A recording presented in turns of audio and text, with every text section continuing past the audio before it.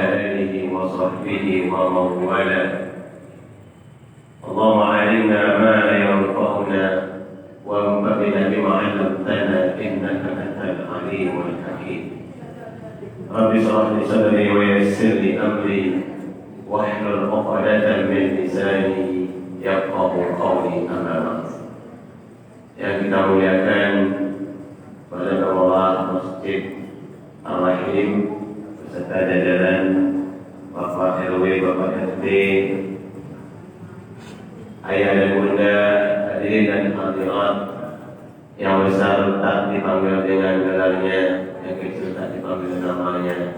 InsyaAllah kita adalah orang-orang yang beriman kepada Allah. Amin ya rabbal alamin. Baik sekalian, awal kata mari kita puji dan puja Allah Subhanahu wa taala dengan ucapan alhamdulillah, karena di malam yang penuh berkah ini, kebetulan malam Jumat, ya, malam spesial bagi seorang muslim, karena mulai malam ini sampai besok itu adalah hari-hari yang Allah ibaratkan kepada kita adalah hari rayanya sepekan. Dan setiap hari raya itu biasanya ada ibadah-ibadah khusus yang Allah lakukan. Raya Idul Fitri jelas ada sholat dan khutbahnya, dan puasa sebulan sebelumnya. Raya Idul Adha ada 10 awal, ada Yaumul Arafah, kemudian ada korban dan sholat serta khutbah. Hari raya pertanyaan itu adalah hari Jumat. Maka malam-malam ini malam-malam yang Allah spesialkan kepada kita. Dan alhamdulillah kita awali malam Jumat yang penuh berkah ini dengan kajian. Ya, itu kita duduk di masjid dari sholat maghrib sampai sholat isya. Jangankan baca kata pengajian, Pak, duduk saja kita dari sini sampai sholat isya. Pahala itu. Apalagi mendengarkan kajian. Termasuk amalan yang diriwayatkan oleh Abu Hurairah, amalan yang apabila kita lakukan itu diangkat derajat kita dan diampuni dosa kita oleh Allah. Salah satunya adalah intidharus shalah ba'da shalah, menunggu salat selanjutnya setelah melakukan salat sebelumnya. Contohnya maghrib sampai isya. Apalagi kita dalam majlis yang paling mulia ini, satu-satunya majlis yang dihadiri oleh malaikat adalah majlis ilmu dan majlis zikir. Inna lillahi malaikatan, sesungguhnya Allah memiliki malaikat yang banyak. Tidak disebutkan jumlah itu. Apa kerja tugas malaikat yang banyak? Di antaranya adalah yang tukuna haulal. Mereka ini mengitari bumi, berkeliling bumi. Ya batawuna Raudatul Jannah fil ardh. Mereka mencari dan menguping-uping ada taman surga di muka bumi. Lalu ada sahabat yang bertanya, apa itu taman surga ya Rasulullah? Majalisul zikri wa majalisul ilmi. Fa idza wajada ahaduhum, kalau salah satu dari mereka itu menemukan, dikirnya kayak grup WA ini. Woi, aku menemukan si kuat di Masjid Ar-Rahim, si kuat. Itu kan yang mereka kata. Kalau mereka punya WA, jangan bisa dicari berita, kalau punya komunikasi. Tinggal ada bahasa-bahasa yang mereka berikan, seluruh mereka dipanggilnya untuk datang, bahwa salah satu mereka menemukan taman dari taman surga, yaitu majelis ilmu. Lalu apa kata mereka? Lalu apa kita? Lalu apa lagi? Mereka berdoakan. Siapa di antara kita yang sedang susah, didoakan mereka. Siapa sedang berdosa, didoakan juga oleh mereka. Dan mereka menghamparkan sayapnya. Sebagai apa itu? Ridwan li talabil ilmi, menunjukkan bahwa mereka itu sangat ridho terhadap orang-orang yang menuntut ilmu. Masya Allah, ini nikmat luar biasa. Kalau sudah seperti ini, hidup kita mulai kita sadari, Pak, ya udah yakin bahwa kita tidak penduduk surga ya Allah. Amin. Ya kan? Sore ke masjid, subuh ke masjid sampai isyraq. Masya Allah. Kalau sudah seperti itu, pola hidup kita jangan cemas lagi. Nanti mereka ketika kita sedang satu dua kalau kata alla takhafu wa la tahzanu wa abshiru bil jannati allati kuntum tu'adun. Tapi syaratnya istiqamah dan on-off gitu ya. Ini kadang-kadang ibaratnya Masya Allah kayak malaikat pas dia datang tangannya bajunya putih kayak gitu seperti tiba-tiba hilang gitu ya. Hilang lagi tiba-tiba muncul gitu. Takutnya nanti mereka mau ketika hilang itu datangnya. Itu masalahnya. Tapi kalau kita muncul terus, ya kapan pun mau datang siap, ready gitu ya untuk berangkat bersama mereka mau menuju Allah Subhanahu wa Ta'ala. Tapi itu Pak. Itu mengkaji waktu ya. Nah, malam ini saya yang paling bahagia sebenarnya Pak. Karena di grup info kajian ilmu ulama ini sini upload terus nih Pak, upload terus kajian-kajian. Saya tertarik mantap senior-seniornya masuk semuanya, Masya Allah. Maka tadi ketika disuruh saya mengganti, agak menggigil juga, karena yang hadir di sini itu orang-orang senior semua, dai kondang. Saya aja payah menghafal nama saya. Tadi lama saya pengurus mengajarkan tadi itu. Nama saya berulang-ulang. Saya tidak terkenal ya Pak. Coba kalau sholat saya tidak apa nama sholat. Terus jadi saya tidak apa namanya. Al-Nabriyadi saya tidak apa namanya. Di Azhar saya tidak apa. Tapi nama saya payah menghafalnya. Karena tidak terkenal. Bukan karena sulit namanya, tak terkenal. Kalau terkenal sulit apapun bisa dihafal. Ada orang namanya apa itu tidak terkenal, sudah dihafal oleh semua orang. Mudah-mudahan apa yang saya sampaikan, ya ini kan ban serep ya, ban serep yang seperti dibayangkan ban asli baru dibeli, namanya juga ban serep. Ban serep itu masalah kita lihat. Pernah kita buat ban serep itu ban yang baru, kali mobil yang baru yang baru dibeli ada ban serep baru. Jadi kalau ada mobil lama, kemana Pak? Saya bawa ngapain beli ban serep gitu? Karena ban serep ada ban serep bekas semua. Tapi kadang-kadang ban serep itu sangat memenuhi hajat kita. Di saat genting ban serep itulah yang menyelamatkan perjalanan kita. Termasuk malam ini. Kalau ada saya, kita ada ini. Amin. Ya Allah. Baik. Pada malam ini izinkan saya berbagi kepada kita semua sebuah hadis yang saya merasa ini cukup bagus untuk kita renungkan dan kita hayati dalam kehidupan kita sehari. Karena isi dari hadis ini aplikatif banget. Nah, pakai Z itu katanya sekarang kan pakai banget ada Z nya di ujungnya. Aplikatif banget, artinya ini adalah sesuatu yang bisa kita amalkan. Karena kan kita lewati setiap hari, siang dan malam dalam isi hadis. Hadis ini diriwayatkan oleh sahabat Nabi bernama Uqbah bin Amir. Siapa namanya? Uqbah bin Amir. Qultu, Uqbah meriwayatkan lagi pakai kata-kata qultu. Jadi dia ngomong langsung menceritakan kepada apa yang terjadi yang diriwayatkannya dari Nabi. Indama iltaqaitu bi Rasulillah. Tatkala saya berjumpa dengan Rasulullah Sallallahu Alaihi Wasallam. Jadi berarti Uqbah bin Amir ini bertemu Rasulullah. Wa akhastu biyadaihi. Saya langsung mengambil kedua tangan Rasulullah. Apa makna mengambil ada? Ya mungkin paling dekat artinya dia menyelami tangan Rasulullah dengan dua tangannya. Jadi saya lihat ini dalil bahwa bersalaman dengan dua tangan itu diperbolehkan oleh Islam. Karena sama melakukan itu kepada Rasulullah. Dan pokoknya Nabi itu dempet tangannya dengan sahabatnya dengan dua tangan. Jadi sahabat satu tangan Nabi menjawabnya dengan dua tangan. Jadi nggak ada pakaian yang begitu itu. Jadi makna yang paling dekat, aku ambil kedua tangan Rasulullah maknanya menyalami kedua tangan Rasulullah Sallallahu Alaihi Wasallam. Fakultu lahu. Sedang bersalaman ini Uqbah langsung bertanya kepada Rasulullah. Ya Rasulullah, wahai baginda Rasul, siapa? Man najat? Ya Rasulullah, apa yang harus saya lakukan agar saya selamat di dunia dan di akhirat? Masya Allah. Saya yakin kalau orang beriman semuanya akan setuju dan sepakat dengan pertanyaan ini. Siapa yang tidak khawatir Pak kehidupan kita, apalagi kehidupan setelah alam dunia ini? Apakah kita selamat atau tidak? Baik di sakaratul maut nanti atau di alam kubur, apalagi nanti masuk di hati-hati yaumil kiamat.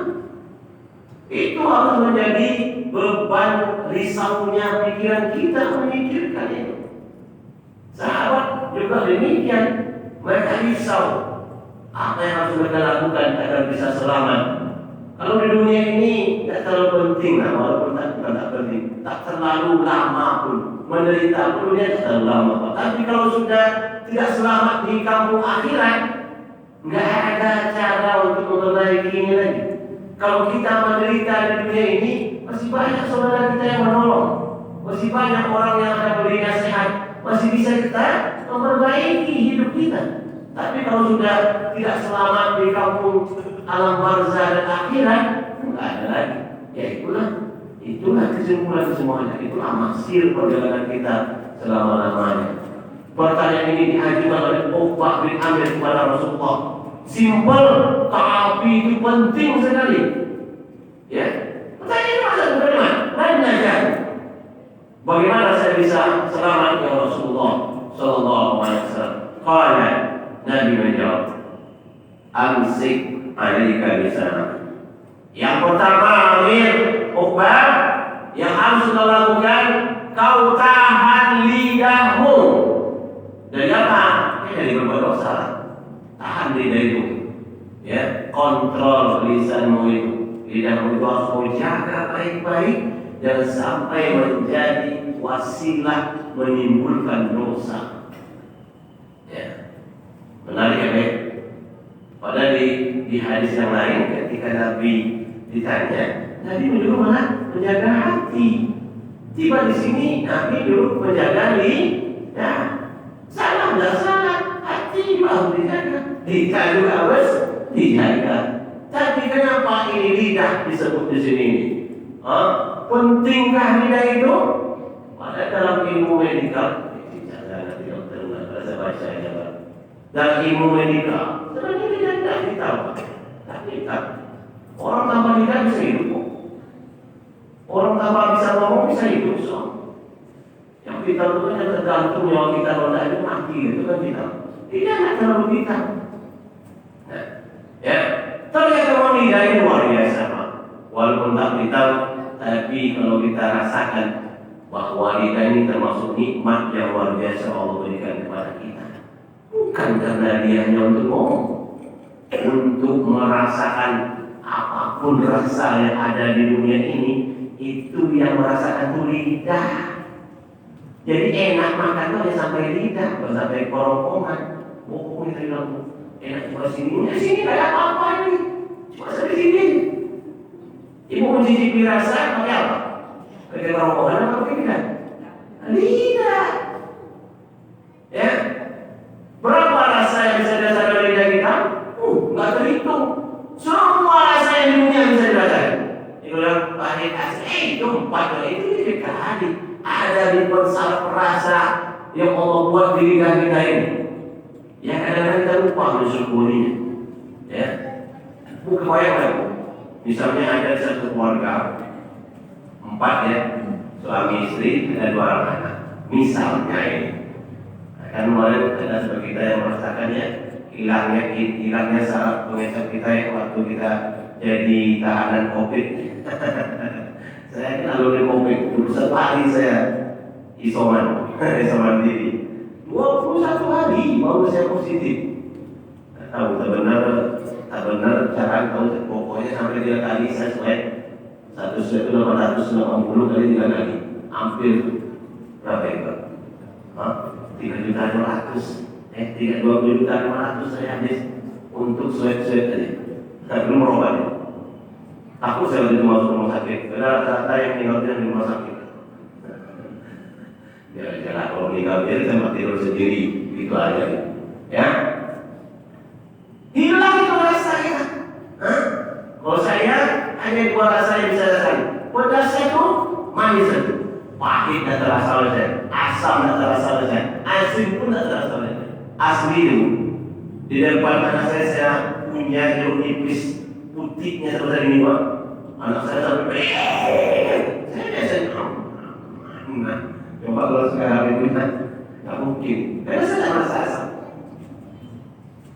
Terasa betul, Masya Allah. Dicabut, ada kita mau mati Pak. Masih sehat-sehat juga, cuma karena diisi kopi orang takut kalau kita kayak antum kita di bawah. Kita tuh masih bisa rasanya berlari, tapi karena isu yang dibuat besar menakutkan, orang pun buka pintu aja di jalan lari di rumahnya masih.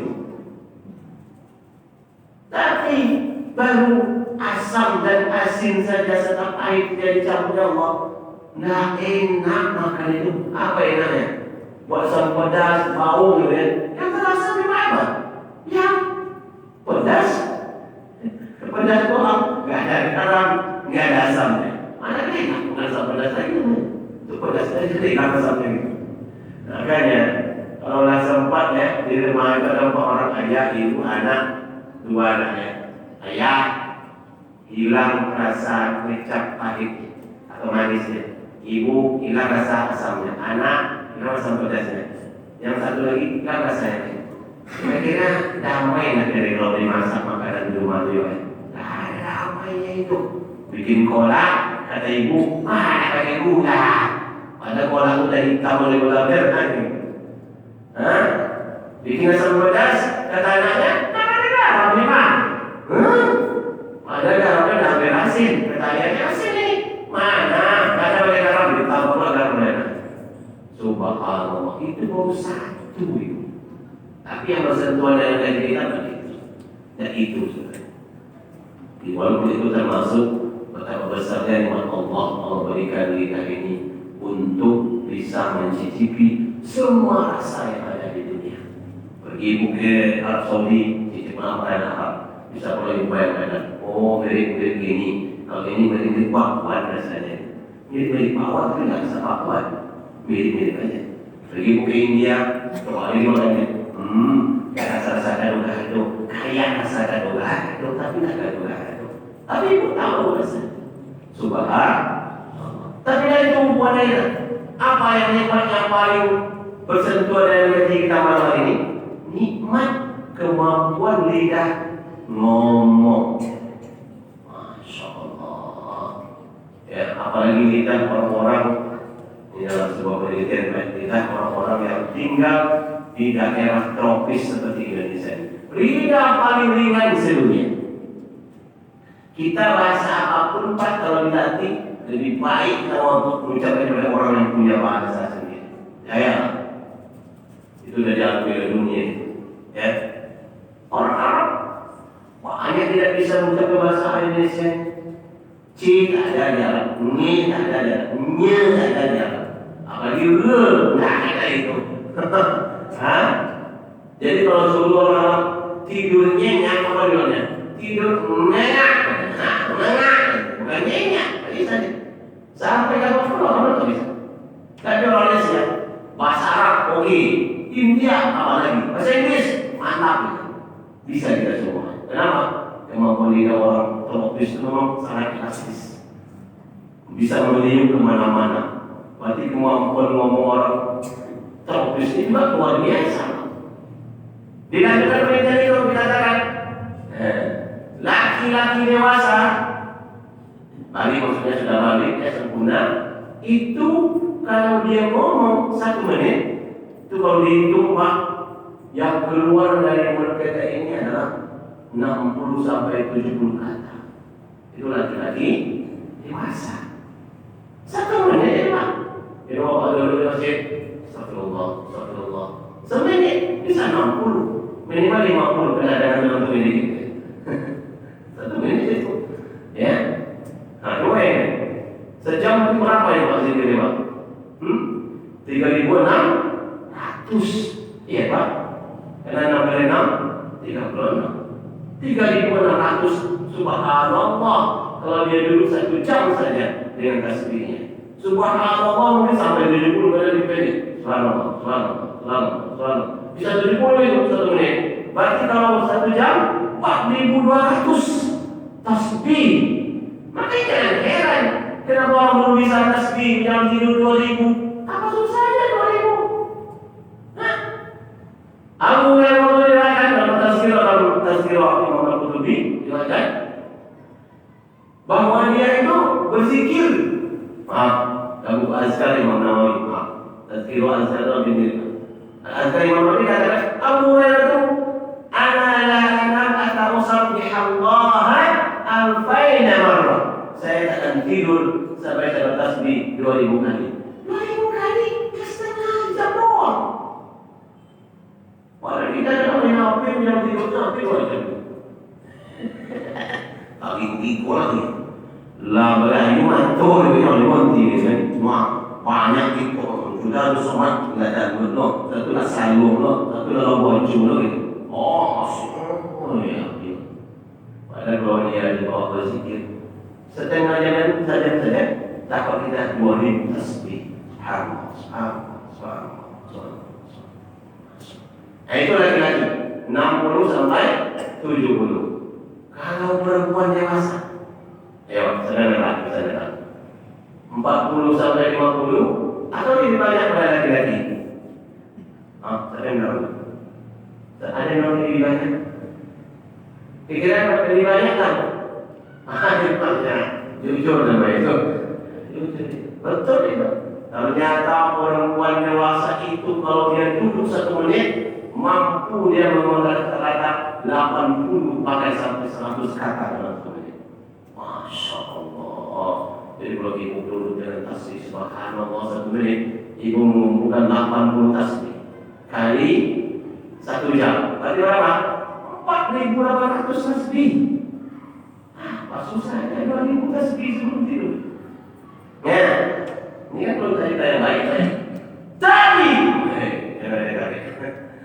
Tapi kalau kita duduk dalam keadaan nyolong ya, jelas ceritanya apalagi ada itu usul riba, ya itu sama juga. Kalau dibuat tasbih, dia akan mengundang kebaikan dan pahala sebanyak kali sekian kali 10 kali 700. Nah, satu kebaikan biasanya minimal 3 kali lipat ganda oleh Allah. Tentu kalau kita berghibah ya, duduk minum kopi, cerita jelas, semua dikomentari, katakanlah berghibah ya, kita sian. Pasti kalau 1 menit saja, ada 50, ada 60 kata ghibah yang kita keluarkan. Dosa ada kira-kira itu, dosa. Belum lagi bersyarat, belum berkata kotor, belum lagi menghadik, belum lagi berbohong, belum lagi menghasut, belum lagi memfitnah, belum lagi memprovokasi, opor sana, opor sini. Semua itu adalah dosa lidah. Jadi saya wajar kan? Kalau Nabi ditanya oleh sahabat yaitu Uqbah bin Amir, ya Rasulullah, apa yang bisa menyelamatkan? Jawaban pertamanya, kau tahan, kau jaga lidahmu. Banyak yang bisa dilakukan oleh lidah untuk berbuat baik, tapi juga berbanding lurus dengan kemungkinan atau potensi lidah berbuat dosa. Apa yang beritahu orang yang tak jelas, yang suka memancing kita untuk bercerita aib orang lain. Masya Allah, luar biasa itu. Ya, salah satu dosa riba itu pernah digambarkan oleh Rasulullah, dilihatkan kepada Rasulullah ketika Rasulullah Isra dan Mi'raj. Lama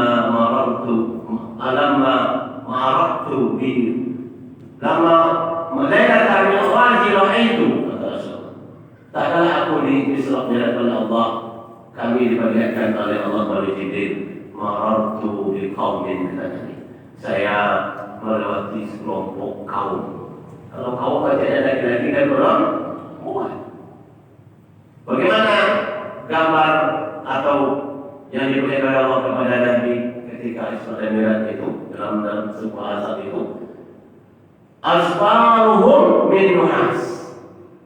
Kaum ini punya kubah tembaga yang tajam, panjang, tajam. Tembaga kukunya, bukan kuku sekarang. Ini kan seni tulang rawan ini.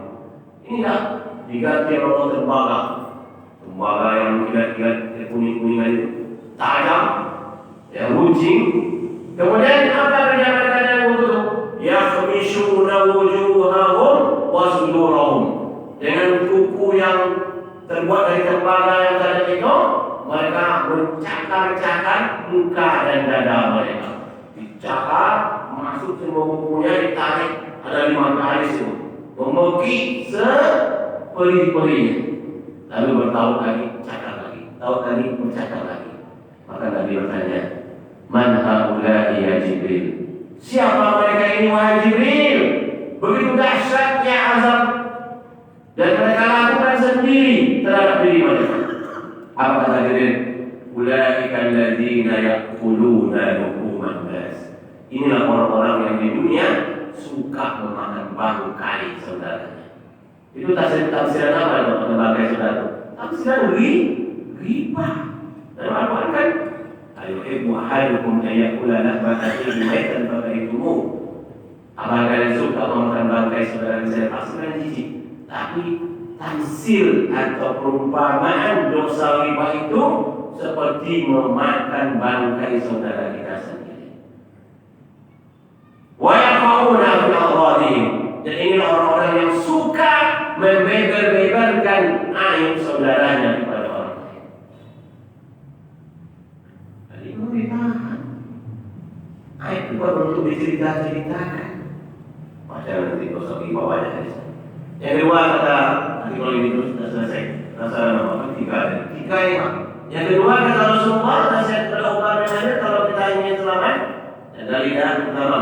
Yang kedua, waliyasaka baituk.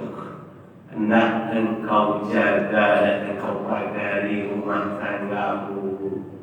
Ya. Apa maknanya?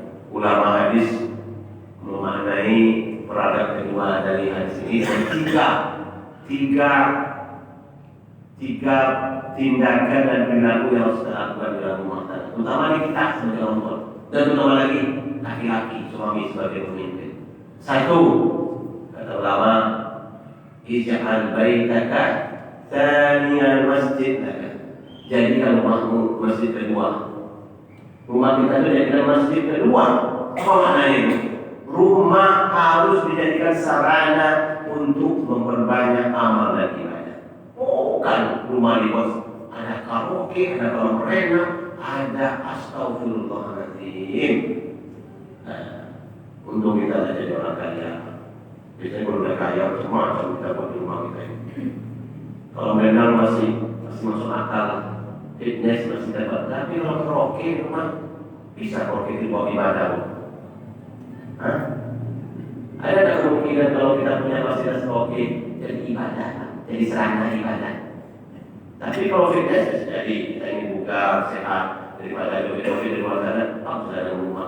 Boleh berenang juga daripada berenang dan membawa orang berenang silakan. Tapi kalau fasilitas karaoke dan home theater kita ada kemungkinan jadi sarana ibadah atau hantu yang ada dalam rumah kita. Waktu malam duduk.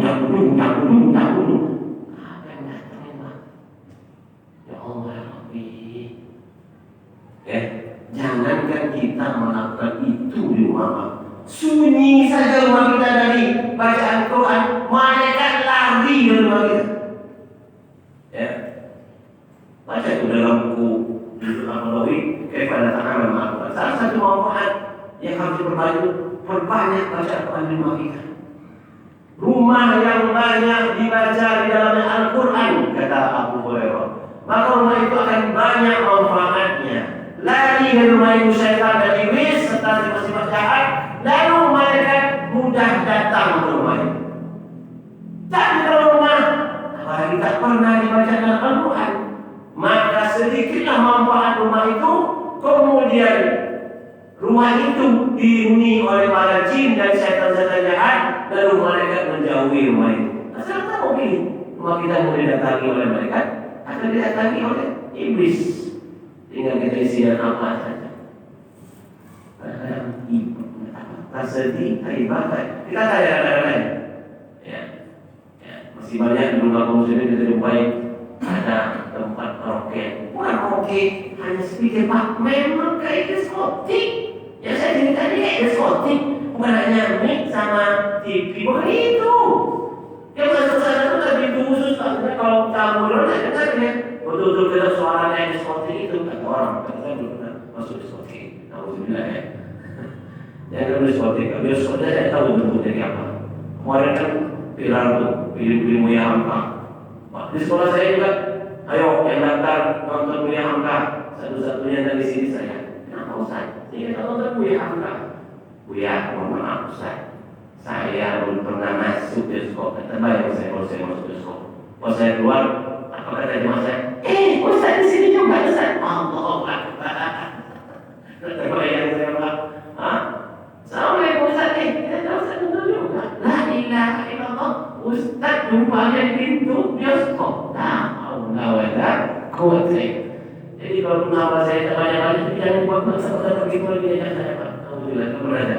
Tapi kalau ada videonya di YouTube, lalu kita masuk di ruangan di kelas sekolah, nonton kita bersama teman-temannya, ini bioskop. Apa kata dunia? Saya bilang kalau nggak di Bandung mungkin mau juga sih nonton bioskop Jakarta, karena Jakarta kan nama saya. Jadi kalau dekat Bandung, sorry kan, biar aku dulu ada videonya di YouTube, ya, baru saya nonton itu yang. Sama dulu viral Habibie dan Ainun ketika cinta bertasbih, sibuk. Saya ajak pun saya. Ada yang sudah beli tiket. Nyatanya kamu beli tiket, saya akan bilang video kali. Jadi kembali lagi. Jadi gimana? Ya, jangan jadi rumah kita itu seperti itu. Apalagi mana di rumah jaga itu. Didik anak dan istri kita ada komitmen beriman kepada Allah, menjaga syariat ini. Pakaiannya syar'i, ibadahnya mantap, mereka akidahnya mantap, bebaskan keluargamu dari syirik dan takhayul khurafat itu. Karena itu semuanya kan tak menyelamatkan. Kemudian didik anak kita juga mensyukuri nikmat Allah dalam rumah ini. Itu penting loh. Kadang-kadang maaf ya, kadang-kadang kita banyak melakukan hal-hal yang mubazir di rumah kita. Didik anak kita itu menghargai nikmat Allah walaupun air putih. Didik. Kenapa? Karena setiap nikmat yang Allah berikan kepada kita, nanti Allah tanya, la tus'alunna yawma idzin 'anil na'im. Ya. Orang kemarin tengok menjelang lebaran. Sampai sekarang masih ada kan BB kita udah basi, masih ada di mana? Nah, kita tak lagi sama biar basi di rumah. Kemarin kami bertoyok, di paling banyak sisa proyek di rumah. Ini kan ada habis nih, tapi takut kasih orang akhirnya taksi proyeknya Pak. Taksi proyeknya sudah enggak cerita kita kayak karet dibuang gitu. Ada mungkin orang-orang sekitarnya masih ada yang butuh ketika dulu masih baik. Lalu yang ketiga kata Rasulullah kepada Uqbah, nasihatnya yang ketiga apa? Tentang hadis ini mau selamat adalah wa abki ala khati'atik. Kau tangisi dosa-dosamu. Apa maknanya? Taubat. Basuh karak-karak atau daging-daging noda yang menempel di hatimu karena dosa dengan air mata taubat. Kalau sudah menangis kita bertobat, Allah itu Masya Allah. Dan kita menangis baru bilang ya Allah saja, Allah itu sudah datang. Ya, kalau kita mendekatinya senyegam, dia datang sebagaimana Allah datang satu hasta. Kalau tadi satu hasta, satu depak, ini nggak bisik maksudnya. Ini hiasan. Begitulah Allah cepatnya menyambut kedatangan para hamba-hambanya yang sadar dengan dosa. Allah tak marah kita berdosa. Yang dimarahi Allah adalah kita tak mau taubat dari dosa. Itu membuat Allah marah. Kita cuek-cuek aja. Dosa banyak, bola lebih ceria oleh orang yang soleh. Ada dosa apa ya? Di bola kita bahak-bahak kepada orang tak berdosa. Itu berarti kan tak sadar ya. Jangan banyak ketawa, banyak istighfar. Pagi dan sore, siang dan malam mau tidur ingat dosa-dosa itu. Kalau kamu ingin selamat, hapus itu, siram itu, ya, yang akan membakar api yang ada di dosamu dengan air mata taubat, menangis, ya. Kalau dosa kan, urusan kita dengan Allah Pak, paling gampang. Tinggal kita sujud di tengah malam, nangis ketika sujud kita, tapi yang selesai, kalau selesai, batal salat. Bertahun-tahun dosa mau yang selesai kan dalam sujud tahajud. Oh ya Allah ampuni aku. Karena dalam sholat boleh bahasa dari bahasa menurut Imam Syafi'i. Imam lain tidak boleh terbaca. Aku saja boleh terbaca. Tapi saya jumhur ulama sepakat mengatakan dalam sholat tak boleh diselingi oleh bahasa apapun selain bahasa. Nah, tiga inilah nasihat Rasulullah kepada Uqbah bin Amir, kedua kepada kita. Satu tadi, jaga lidahmu. Kedua, jaga dan korek pagar rumah tanggamu. Yang ketiga, tangisi dosa-dosamu. Hadis ini diriwayatkan oleh Imam At-Tirmidzi. Hadisnya sahih, termasuk mensoalkan ini Nasruddin Albani. Baik, bisa ikut melihat dunia akhirat kita kajian tadi. Kalau nggak sebut jadi ada pulau, jangan hadisnya lemah, palsu gitu ya. Sebutkan lagi. Nah, percaya cari sendiri kita di sini. Ada pertanyaan? 2 detik lagi, 2 detik. Nah, bisa bertanya 2 detik saja.